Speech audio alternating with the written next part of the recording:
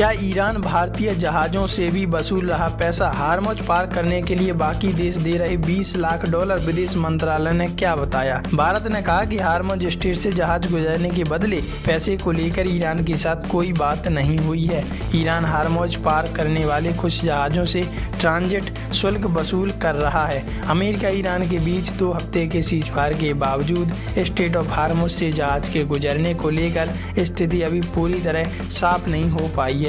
Iran Hormuz straight से गुजरने वाले कुछ जहाजों से $20 लाख वसूल रहा है। भारत इस रास्ते से स्वतंत्र और सुरक्षित आवागमन का रुख अपनाया है। पाकिस्तान में होने वाली अमेरिका ईरान वार्ता में यह विवाद का मुद्दा बना हुआ है। हार्मुज से गुजरने वाले जहाजों से कितना वसूल रहा ईरान? ईरानी संसद की राष्ट्रीय सुरक्षा समिति के सदस्य बोरोजर्दी ने Islamic Republic of Iran broadcasting को बताया कि हार्मुज पार करने वाले कुछ जहाजों से ट्रांजिट शुल्क के रूप में $2 मिलियन वसूलना ईरान की ताकत को दर्शाता है और ये दिखाता है कि इस मजबूरी का फायदा उठाया जा रहा है। 28 फरवरी को ईरान पर शुरू हुए हमले के बाद से ये रास्ता तेल और गैस ले जाने वाले जहाजों के लिए बंद हो गया। क्या भारत से भी पैसे वसूल रहा ईरान? अमेरिका के राष्ट्रपति डोनाल्ड ट्रंप की ओर से अस्थायी सीजफायर की घोषणा के बाद भारत ने कहा कि वह ईरान से हताहतों की संख्या को लेकर बात नहीं किया। भारतीय विदेश मंत्रालय के प्रवक्ता रणधीर जायसवाल ने भी कहा कि हार्मुज स्ट्रेट पर टोल लगाए जाने की खबरें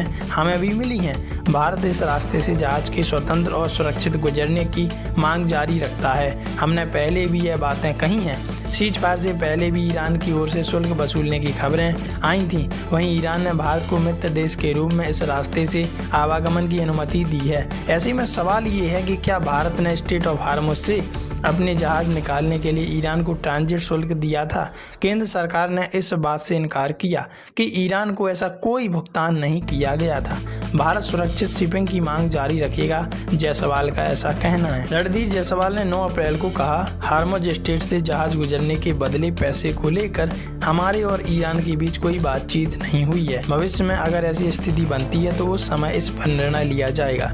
इस हार्मुज स्ट्रेट से बिना किसी रोक टोक के सुरक्षित शिपिंग की मांग जारी रखेंगे। इस रास्ते से भारतीय ध्वज वाले 8 LPG टैंकर गुजरे हैं। भारत अपनी तेल और गैस आपूर्ति के लिए मिडिल ईस्ट अत्यधिक निर्भर है, जिसमें से 90% तक आयात किया जाता है। तो इस बारे में आप क्या कहेंगे? अगर एक्चुअल में वसूलता है ईरान उन जहाजों से शुल्क तो भारत को एक्शन लेना चाहिए, और एक्शन लेना चाहिए तो एक्शन के बदले ही भारत किस कमांड को रखेगा, किस चाबी को घुमाएगा जिससे वो ताला बंद हो जाए कि ईरान फिर पैसे वसूलना बंद कर दे।